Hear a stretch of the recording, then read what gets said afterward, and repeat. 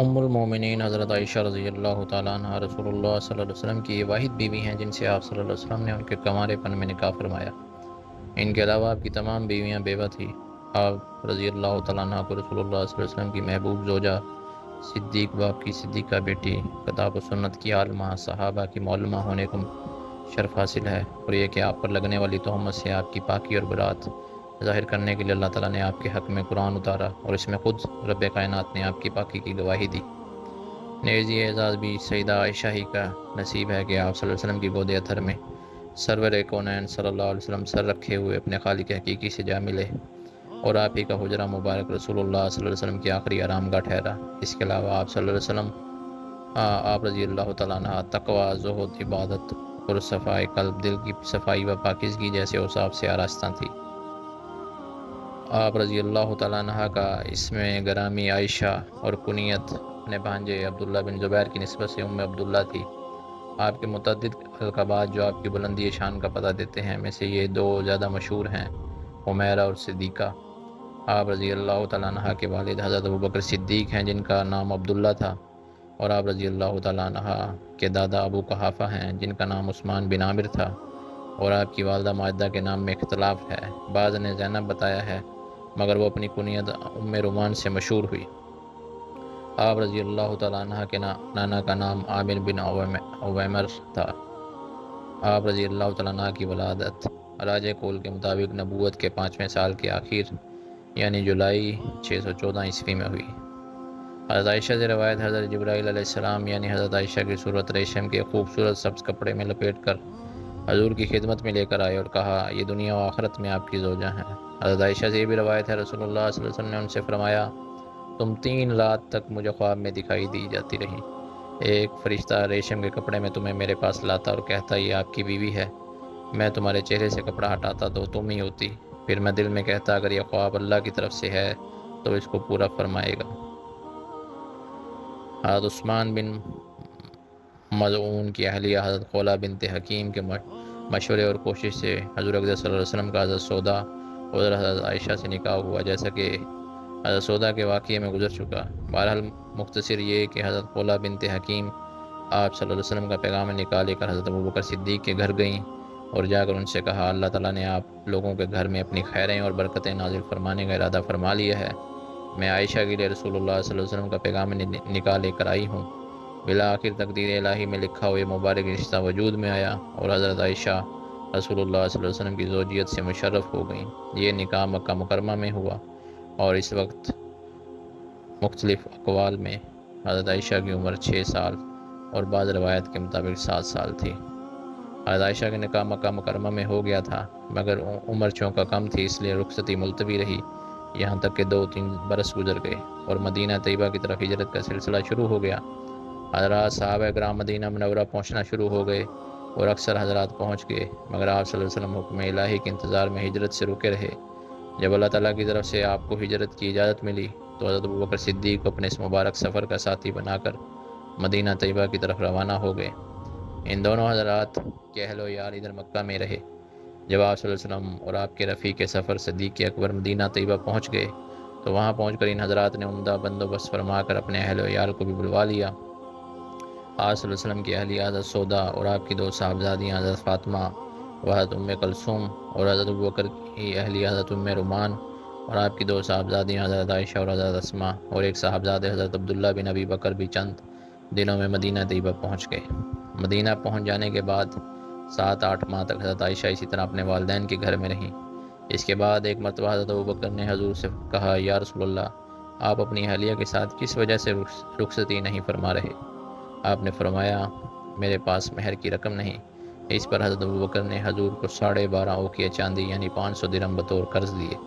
آپ صلی اللہ علیہ وسلم نے یہی 500 دراہم بطور مہر ادا کی اور رخصتی ہو گئی۔ یہ رخصتی دن کے وقت ماہ شوال سن 1 ہجری میں ہوئی۔ اس وقت حضرت عائشہ کی عمر مبارک 9 سال تھی۔ حضرت ابوبکر کو حضرت عائشہ کی غیر معمولی صلاحیت و استعداد کا پورا اندازہ تھا اور جانتے تھے کہ تعلیم و تربیت اور سیرت سازی کا بہترین اور سب سے زیادہ مؤثر ذریعہ صحبت کا اختیار کرنا ہے۔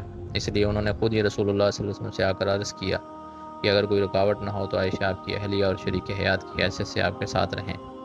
चुनांचे आप सल्लल्लाहु अलैहि वसल्लम ने इसको कबूल फरमा के रुखसती कर ली और हज़रत आयशा ने इसी तरह कमसनी से ही आपके साथ रहना शुरू कर दिया और अपनी तालीम और तरबियत की आँखें अल्लाह के बरगुज़ीदा रसूल पैगम्बर की सोबत में खोलीं और आपकी हर हर बात और अदा को महफूज करके उम्मत की रहनुमाई की। हत्ता के बड़े बड़े सहाबा कराम भी आपसे रहनुमाई लिया करते थे। यही वजह है कि वो हदीस जो हज़रत आयशा से मरवी हैं उनकी तादाद 2000 है। हज़रत आयशा फरमाती हैं, मेरी शादी पर ना तो ऊँट ज़िबा करके वलीमा किया गया और ना ही कोई बकरी ज़िबा हुई। हत्ता कि हज़रत साद बिन अबादा ने एक बड़े प्याले में खाना भेजा और ये इनका तरीका था कि जब भी कोई बीवी रसूलुल्लाह सल्लल्लाहु अलैहि वसल्लम के हरम में दाखिल होती तो इसी तरह खाना भेजते थे। इस तरह मेरी उम्र 9 में दाखिल हुई। उम्मुल मोमिनीन हज़रत आयशा का कल्ब अतहर जज्बा खिदमत से सरशार था।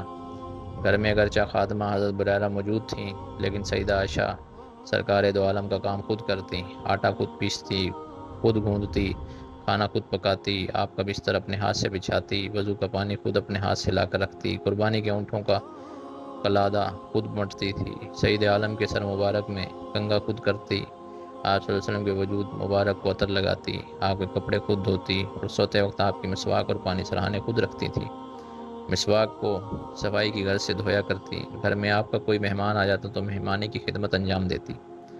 अमर बिन आस कहते हैं, एक मरतबा मैंने रसूलुल्लाह सल्लल्लाहु अलैहि वसल्लम से पूछा, या रसूलुल्लाह, लोगों में सबसे ज़्यादा मोहब्बत आपको किससे है? आपने फरमाया आयशा से। फिर मैंने दरियाफ्त किया, मर्दों में किससे है? आपने फरमाया इसके वालिद से। मैंने कहा फिर किससे है? आपने फरमाया उमर बिन खत्ताब से। इसके बाद आप सल्लल्लाहु अलैहि वसल्लम ने कुछ और मर्दों के नाम भी जिक्र किए। हजूर इसी मोहब्बत की बिना पर हज़रत आयशा के साथ इकट्ठे खाना तलावत फरमाते और आप सल्लल्लाहु अलैहि वसल्लम को हज़रत आयशा से इस कदर मोहब्बत थी, जो हड्डी हज़रत आयशा चूसती आप भी वही हड्डी चूसते, बल्कि इस हद तक आप मोहब्बत का इजहार फरमाते कि पानी वाले प्याले में जिस जगह से हज़रत आयशा पानी पीती आप भी उसी जगह से होंठ लगाकर पानी पिया करते थे। एक मरतबा रसूलुल्लाह सल्लल्लाहु अलैहि वसल्लम के एक पड़ोसी ने आपकी ज़ियाफ़त की और आप सल्लल्लाहु अलैहि वसल्लम को इस ज़ियाफ़त पर बुलाने के लिए कहा। आपने फरमाया आयशा की भी ज़ियाफ़त है? उसने कहा नहीं। आपने फरमाया फिर मुझे ये कबूल नहीं। वो पड़ोसी मेज़बान दोबारा हाजिर खिदमत हुआ। आपने वही सवाल किया, उसने कहा नहीं। आपने भी फरमाया फिर नहीं। वो तीसरी दफ़ा फिर इसी घर से आया। आपने फिर वही सवाल दोहराया कि आयशा की भी साथ ज़ियाफ़त है? उसने कहा जी हाँ। इसके बाद आपने इसकी ज़ियाफ़त कबूल की और हज़रत आयशा के साथ इसके घर तशरीफ़ ले गए। लेकिन ये वाज़ेह रहे, आप सल्लल्लाहु अलैहि वसल्लम को हज़रत आयशा के साथ इस कदर जो तभी व फितरती मोहब्बत थी, आप इस मोहब्बत के बावजूद अपनी दूसरी बीवियों की ज़रा भर भी हक़ तलफ़ी नहीं फरमाया करते थे। रसूलुल्लाह सल्लल्लाहु अलैहि वसल्लम ने फरमाया, अगर अज़वाज मुतहरात समेत इस उम्मत की तमाम औरतों का इल्म जमा किया जाए तो हज़रत आयशा का इल्म इन सब के इल्म से ज़्यादा होगा। हज़रत आयशा के भांजे हज़रत उर्वा बिन ज़ुबैर फरमाते हैं, मैंने कुरान मजीद, फ़राइज़, हलाल व हराम, फ़िक़्ह, शायरी, तिब, अरबों की तारीख़ और नसब का हज़रत आयशा से बड़ा आलिम किसी को नहीं देखा। हज़रत अबू मूसा अशअरी फरमाते हैं, जब कभी हम लोग यानी रसूलुल्लाह सल्लल्लाहु अलैहि वसल्लम के सहाबा को किसी बात में अश्काल होता, फिर हमने हज़रत आयशा से पूछा तो उनके पास इसके मुतल्लिक़ इल्म पाया। यानी बाद दफ़ा सहाबा इकराम को एक मसले का हल मालूम नहीं होता, मगर उम्मुल मोमिनीन हज़रत आयशा को मालूम होता था। किसी ने मशहूर ताबी हज़रत मसरूक से पूछ लिया, क्या हज़रत आयशा फ़राइज़ के मुतल्लिक़ अच्छी तरह जानती थी? तो उन्होंने फरमाया, इस ज़ात की कसम जिसके कब्ज़े में मेरी जान है, मैंने बड़े बड़े सहाबा को देखा कि वो फ़राइज़ के मुतल्लिक़ मसाइल हज़रत आयशा से पूछा करते थे। जलीलुल कदर ताबी हज़रत अता बिन अबी रबा फरमाते हैं, हज़रत आयशा सबसे ज़्यादा फ़क़ीह, सबसे ज़्यादा साहिब इल्म और अवाम में सबसे ज़्यादा अच्छी राय वाली थी। हज़रत मूसा बिन तला फरमाते हैं, मैंने हज़रत आयशा से ज़्यादा फसीह किसी को नहीं देखा। उम्मुल मोमिनीन हज़रत आयशा तय्यबा ताहिरा को ज़िक्र व इबादत का खुसूसी शगफ़ था। कसरत से इबादत इलाही में मशगूल रहती, नफल नमाज़ों का खूब अहतमाम करती, लंबी लंबी नमाज़ें पढ़ती। आप रज़ी अल्लाह तआला अन्हा के भतीजे हज़रत कासिम बिन मोहम्मद बिन अबू बकर बयान करते हैं, मेरा यह मामूल था कि मैं जब सुबह को घर से निकलता तो सबसे पहले हज़रत आयशा के पास जाता और उनको सलाम करता। चुनांचे एक दिन मैं सुबह के वक्त उनके पास गया तो देखा वो नफल नमाज़ पढ़ रही हैं और उसमें आयत तिलावत फरमा रही हैं, जिसका मतलब यह है कि जन्नती लोग जन्नत में पहुँच ये कहेंगे, अल्लाह ताला ने हम पर बड़ा एहसान फरमाया और हमें झुलसाने वाली गर्म लोग के अजाब से बचा लिया। इस आयत को पढ़कर वो दुआ करती हैं, ऐ अल्लाह मुझ पर भी एहसान फरमाना और मुझे इस गर्म लोग के अजाब से बचा लेना, और रोना शुरू कर देती। इस आयत को बार बार पढ़ती। मैं नमाज़ ख़त्म होने के इंतज़ार में पीछे खड़ा हो गया, सलाम अर्ज़ करके फिर चला जाऊँगा, हत्ता कि तबीयत उकता गई और मैं इनको इसी हालत में छोड़कर अपनी ज़रूरत के लिए बाज़ार चला गया। जब अपना काम करके वापस आया तो देखा वो अभी तक इसी तरह खड़ी नमाज दुआ में मशगूल हैं और रो रही हैं। آپ رضی اللہ تعالیٰ عنہ چاش کی نماز خاص اہتمام سے پڑھتی اور 8 رکعت پڑھتی تھی، اور نماز تہجد کو تو بہت ہی زیادہ اہتمام اور پابندی سے ادا فرماتی تھی۔ اسی طرح رمضان المبارک میں تراویح کی ادائیگی کا بھی خاص اہتمام تھا۔ اس کے علاوہ آپ رضی اللہ تعالیٰ عنہ ہمیشہ روزہ رکھتی، صرف دونوں عیدوں کے موقع پر روزہ نہیں رکھتی۔ اس طرح حج جیسی عظیم الشان عبادت کے سلسلے میں بھی ہر سال حج کرنے کا عزم رکھا کرتی۔ حضرت عائشہ سے روایت ہے ایک مرتبہ انہیں جہنم یاد آ گئی اور انہوں نے رونا شروع کر دیا۔ رسول اللہ صلی اللہ علیہ وسلم نے یہ دیکھ کر دریافت فرمایا کہ کیوں رو رہی ہو؟ آپ رضی اللہ تعالیٰ عنہ نے کہا مجھے جہنم یاد آ گئی تھی اس لیے رو رہی ہوں۔ ایک روایت میں حضرت عائشہ فرماتی ہیں میں نے حضور اقدس صلی اللہ علیہ وسلم سے عرض کی یا رسول اللہ اس امت کے لوگوں کو قبروں کے اندر آزمائش میں ڈالا جائے گا، میرا کیا بنے گا؟ میں تو کمزور عورت ہوں۔ اس کے جواب میں بطور تسلی آپ نے فرمایا جو لوگ ایمان لائے ہیں اللہ ان کو اس مضبوط بات پر دنیا کی زندگی میں بھی جماؤ عطا کرتا ہے اور آخرت میں بھی۔ آخرت میں جماؤ پیدا کرنے کا مطلب یہ ہے کہ قبر میں جب اس سے سوال و جواب ہوگا تو وہ اپنے اس توحید کے کلمے اور عقیدے کا اظہار کرے گا جس کے نتیجے میں اسے آخرت کی ابدی نعمتیں نصیب ہوں گی۔ حضرت عائشہ کا بیان ہے ایک دفعہ رسول اللہ صلی اللہ علیہ وسلم میرے پاس تشریف لائے اور میں رو رہی تھی۔ آپ صلی اللہ علیہ وسلم نے دریافت فرمایا کس وجہ سے رو رہی ہو؟ میں نے کہا مجھے دجال کا خیال آ گیا اس لیے رو رہی ہوں۔ آپ رضی اللہ تعالیٰ عنہ 58 ہجری میں رمضان کے مہینے میں بیمار ہو گئیں اور کئی دن اسی بیماری میں گزرے۔ پھر جمہور کے قول کے مطابق اسی ماہ چند روز بعد آپ نے 17 رمضان المبارک 58 ہجری کو نماز وتر کے بعد 66 سال کی عمر میں رحلت فرمائی۔ آپ رضی اللہ تعالیٰ عنہ آخری وقت میں اپنی انتہا درجے کی عاجزی کے بول ارشاد فرما رہی تھی اور اپنی تعریف سننے سے بہت گریز کر رہی تھی۔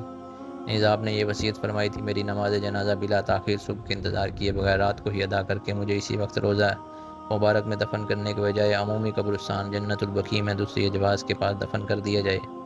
چنانچہ وصیت کے موافق آپ کو اسی شب دیگر ازواج مطہرات کے ساتھ جنت البقیع میں دفن کر دیا گیا۔ آپ کی نماز جنازہ میں اتنا ہجوم تھا کہ لوگوں نے رات کے وقت اتنا ہجوم کبھی نہیں دیکھا۔ حضرت ابو ہریرہ نے نماز جنازہ پڑھائی اور آپ رضی اللہ تعالیٰ عنہ کے بھتیجوں اور بھانجوں نے آپ کو قبر مبارک میں اتارا تھا۔ رسول اللہ صلی اللہ علیہ وسلم سے جب پوچھا گیا کہ تمام لوگوں میں سب سے زیادہ محبت آپ کو کس سے ہے تو آپ نے فرمایا عائشہ سے۔ ایک دفعہ حضور اقدس صلی اللہ علیہ وسلم نے حضرت عائشہ سے فرمایا کیا تم اس پر راضی نہیں ہو کہ تم دنیا آخرت میں میری بیوی ہو؟ آپ رضی اللہ تعالیٰ عنہ نے عرض کیا کیوں نہیں؟ آپ نے فرمایا تو تم دنیا و آخرت میں میری بیوی ہو۔ رسول اللہ صلی اللہ علیہ وسلم نے فرمایا حضرت عائشہ کو عورتوں پر اسی طرح فضیلت حاصل ہے جیسے سرید کو تمام کھانوں پر۔ حضرت عائشہ فرماتی ہیں ایک دن مجھ سے رسول اللہ صلی اللہ علیہ وسلم نے فرمایا عائشہ یہ جبرائیل علیہ السلام یہاں میرے سامنے ہیں تمہیں سلام کہہ رہے ہیں۔ حضرت عائشہ نے اس کے جواب میں کہا اور جبرائیل پر بھی اللہ کی سلامتی اور رحمت نازل ہو۔ رسول اللہ صلی اللہ علیہ وسلم نے ایک موقع پر فرمایا تم مجھے عائشہ کے معاملے میں تکلیف نہ پہنچاؤ کیونکہ عائشہ ہی میری ایک ایسی بیوی ہے کہ اگر میں اس کے لحاف اور بستر میں ہوتا ہوں تو اس وقت بھی مجھ پر وہی نازل ہوتی ہے۔